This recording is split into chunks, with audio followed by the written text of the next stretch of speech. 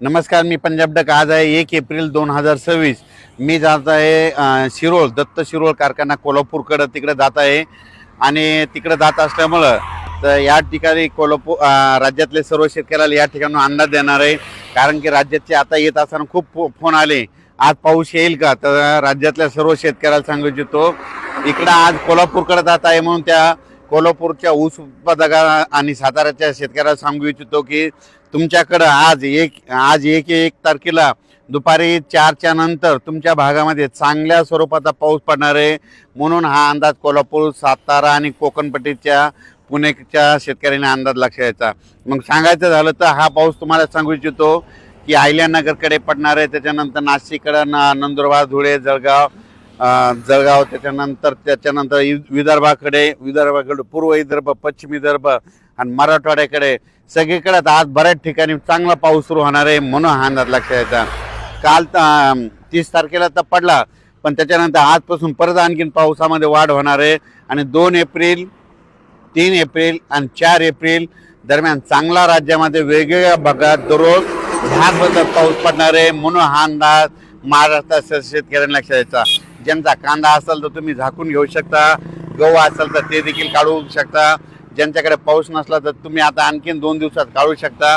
कारण की दररोज वेगवेगळ्या भागात भाग बदलत, काही ठिकाणी गारपीट होणार आहे, काही ठिकाणी पाऊस पडणार आहे, काही ठिकाणी नुसतं वारं सुटणार आहे। म्हणून 4 दिवस आणखीन राज्यात वातावरण खराब होणार आहे। 5 एप्रिल पासून पुन्हा राज्यात हवामान कोरडं होणार आहे। म्हणून हा अंदाज सर्व शेतकऱ्यांना लक्षात घ्यायचा। 5 एप्रिल पासून वीट उत्पादकांना सांगू इच्छितो की तुम्ही तुमचं वीट भरतीचं परत सुरू करू शकता। कारण की 5 एप्रिल नंतर परत हवामान कोरडं होणार आहे। म्हणून हा अंदाज देखील सर्व शेतकऱ्यांनी लक्षात घ्यायचा। मग आता हे आज 1, 2, 3, 4 एप्रिलच्या दरम्यान महाराष्ट्रामध्ये काय भागामध्ये अशी गारपीट बघायला मिळेल। काही ठिकाणी लिंबासारखी गारपीट भेटेल, काही ठिकाणी बोरा एवढ्याला भेटेल, काही ठिकाणी चिंचोक्यासारखी गारपीट पाहायला भेटेल। म्हणून हा अंदाज लक्षात घ्यायचा। म्हणजे सांगायचं झालं देखील तर परभणी जिल्ह्यात देखील गारपीट होणार आहे, काही भागातच होणार आहे, सगळीकडे होणार नाही। नांदेड जिल्ह्यात आहे, लातूर जिल्ह्यात आहे, बीड जिल्ह्यात आहे, अहिल्यानगरकडे आहे, संभाजीनगरकडे आहे, जळगावकडे आहे,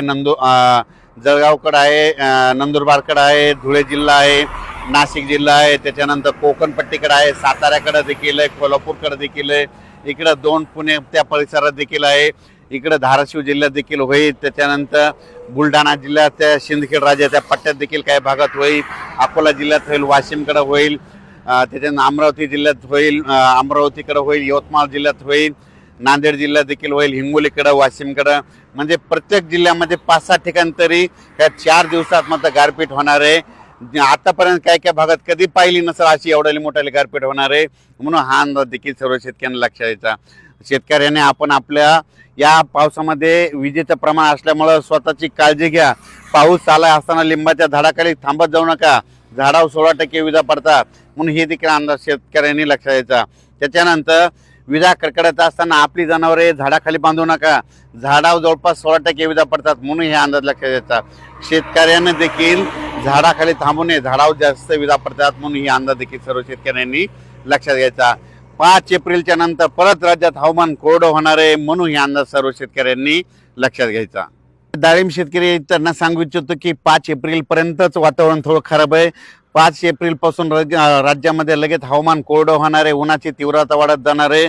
म्हणून डाळिंब शेतकऱ्यांनी हा अंदाज लक्षात घ्यायचा।